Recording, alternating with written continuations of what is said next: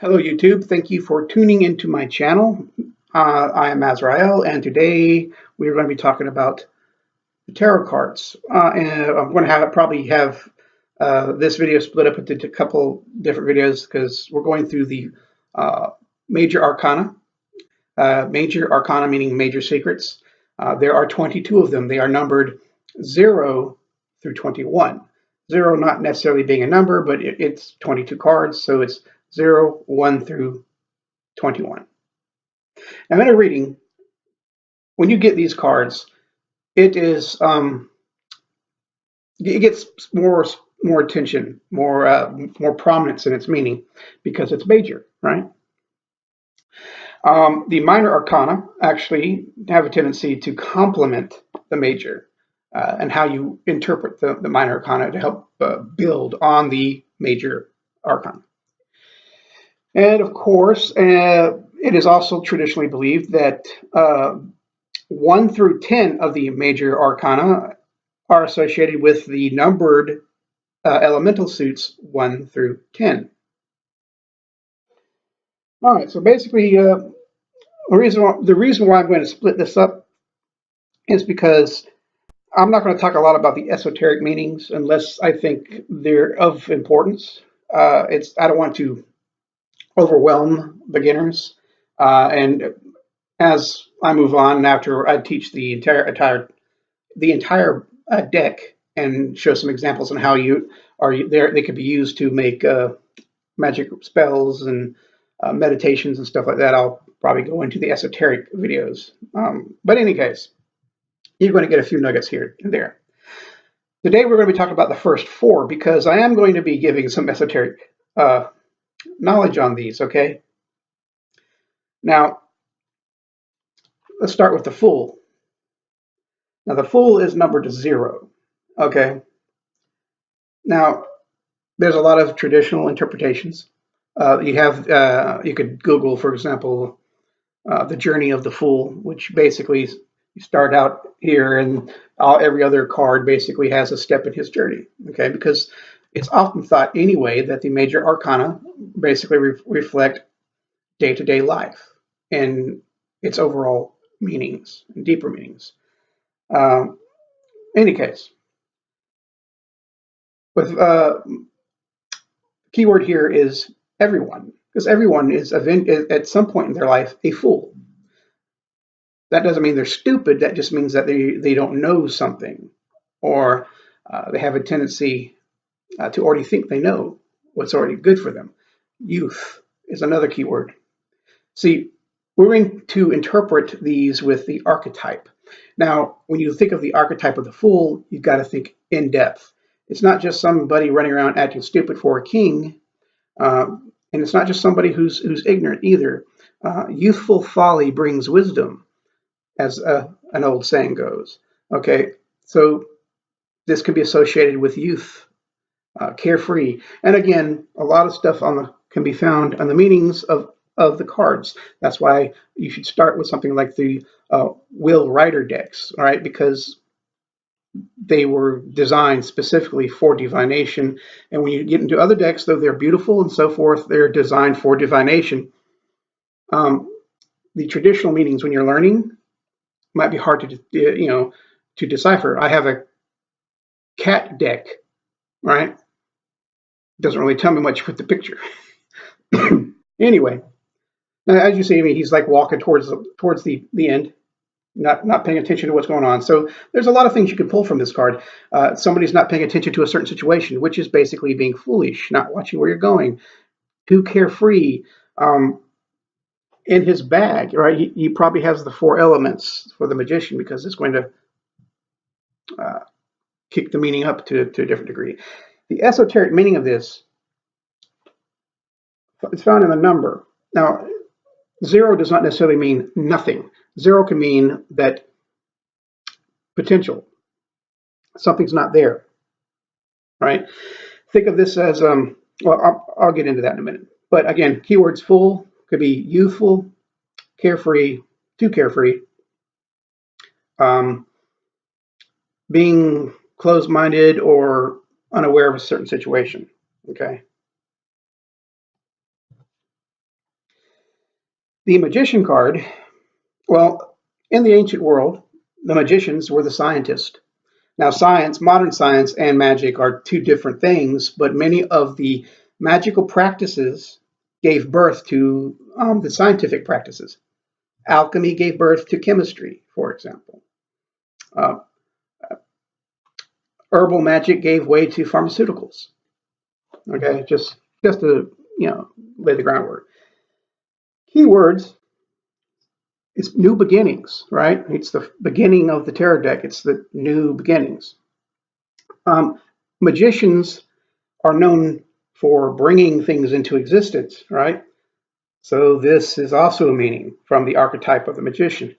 Someone who's control of the situation, someone who's about to manifest something into existence. New beginnings again, as we see. Okay. Now, any card in the tarot deck, from the major to the minor to the court cards, can represent an individual person, place, or thing. Individual person, place, or thing. Usually those are left for the court cards usually represent people directly, but then again, they don't necessarily have to represent a person. But this could, if this represents you in the tarot deck, for example, and you'd know this by where you lay the card and an intuitive feel. You could be saying that you're in control of the situation. You're starting a new situation and you're in control of it, and you're about to make things that you want manifest. And it has some of the meanings, like the eternal symbol, saying that he's constantly in control, constant potential. Okay. Now, what is number 2? The High Priestess. Keyword from 1 comes 2, duality. This can be seen in the 2 pillars. Okay. These 2 pillars, with their the first letter represents, believe it or not, and yes, you're going to find a lot of Christian and Jewish symbolism in these cards because they were created during a time when that was the norm. These 2 pillars represent the 2 pillars of Solomon's temple, Yakin and Boaz. Okay, so duality, male, female, duality, conscious, subconscious. In many decks, okay, you might even see in the background a little scroll or a piece of parchment on the wall. Now, that's not here. She's holding the scroll, but because we know that these represent the pillars of Solomon's temple, talking about duality, subconscious, and conscious, action, reaction. And the tarot decks that have the little parchment hanging in the back, that actually represents the holiest of holies, which also means secrets. So, keywords: duality, intuition, because subconscious mind, all these little archetypical meanings that of the symbols you see on this card. That's one reason why I love the Real Rider deck. It's because if you understand archetypes, boom, boom, you don't have to study. You know what these cards would mean. But in any case, yeah. So intuition, femininity, because female, and of course, again, duality and so forth. Now, the last one we're going to be talking about before I go into the other subject is the Empress. One of the traditional meanings of the Empress is a pregnancy. Well, of course, usually she's depicted pregnant while sitting on a throne. Okay, so here we have a female ruler. It's the archetype of the female ruler, somebody who's in control, somebody who's basically manifestation. She brings things into existence. So pull from that what you you like. Again, one of the traditional meanings is pregnancy, but why would she appear pregnant in many of the tarot decks? She don't look too awfully pregnant right here, but usually in other tarot decks similar, she'll have a little belly, because that's one of the traditional meanings, that she's might mean a pregnancy. But the deeper meaning goes, with what I'm about to tell you with all 4 cards. Let's have a thought experiment. First of all, my magic of choice is spirit summoning and high magic, or ritualized magic. Now, when you summon a spirit, you summon a spirit into a triangle. Okay? Seeing eye. The triangle. The triangle is called, in this kind of magic, the art of the triangle of manifestation, Solomon's triangle, and so forth. Okay? This is where we get this from. You have the Fool. Now, let's say with this thought experiment, again, 0 doesn't mean absolute nothing. It just means nothing that we are familiar with. You could say like this, say with the Big Bang, right? A lot of people think that the Big Bang says something came from nothing, but that's not the case. The cosmologists, believe that. Hold on, stop that. My dog is chewing on stuff. All right. Okay. In cosmology, with the Big Bang, something still existed. It just did not exist in the things in the way we see things now. It just didn't. But something still existed. So untapped potential. Okay, and we start with that. Something exists that can be changed. Untapped potential. That's why he's being foolish. He's not acting on the potential. So, with all this potential, you have an idea. The magician. Inspiration. That's another key word. Through his inspiration, and what does a magician do? Bring things into existence using his will. Okay, so this is the first stop on our train to manifestation, which is basically what this esoteric meaning of these cards are. The first 4. Untapped potential is seen with ambition, the will to do something, the will to change the untapped potential into potential. So then we have part 2 on this journey. We have the initial inspiration. Now we goes from planning and plotting.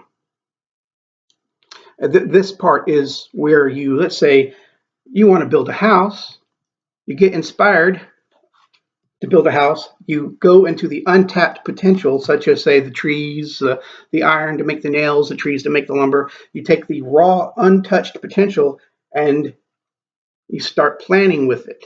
So you start drawing your blueprints. You start cutting down the trees to build the house from your. And this is why the mind in this scenario is symbolic of the female womb. This represents the fiery aspect of the male element, the ambition, which fertilizes the imagination. It starts taking shape at this stage. And in this stage where she's pregnant, about to give birth, about to manifest the idea by actually building the house. Ambition, blueprints, build. I'm sorry, built. So let's say, and this forms the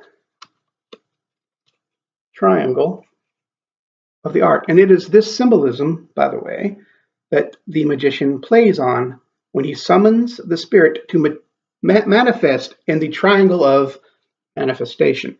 These are the steps that if there is a god or goddess or gods or goddesses, who knows, who cares, whatever, the divine, if we were created by the divine, this would be the same steps.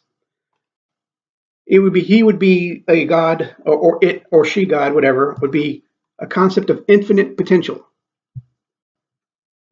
Infinite potential. He acts upon it, getting inspired, knows what he wants to create, brings it into existence. This is the esoteric meaning of these 4 cards. But the numbered card don't count because it's not part of the manifestation process. It's just there to be used by the manifestation process. Now, meditate on that, and you get even more potential meanings of these cards. So that's why I love these cards. You know, in any case, I will go into the Emperor and the rest of the cards, and then another video. I've already did this by 15 minutes, which is too long, to tell you the truth. But again, quick rundown. Keyword. Oh, keyword. Everybody. Potential. Oh, the archetype of the Fool. The archetype of the Magician / Scientist. Ambition. New beginnings. New projects. Duality. Intuition. Femininity. You know, intuition because of the subconscious mind. You know, there's a lot of potential keywords there, but the general meanings I've given you, and you could draw more from there, and you can draw more from other people's opinions too. So don't be too rigid. And then, of course, one of the traditional meanings is pregnancy, but this is divine, female authority, nurturing manifestation of, and you know, obviously, this don't have to be like a actual physical birth, like, hey, you're pregnant. You know, this could actually mean that one of their brain children are being born, brought into existence. So all their hard work at work is about to pay off. And thank you for watching. And we'll go into some more on the next video. Thank you.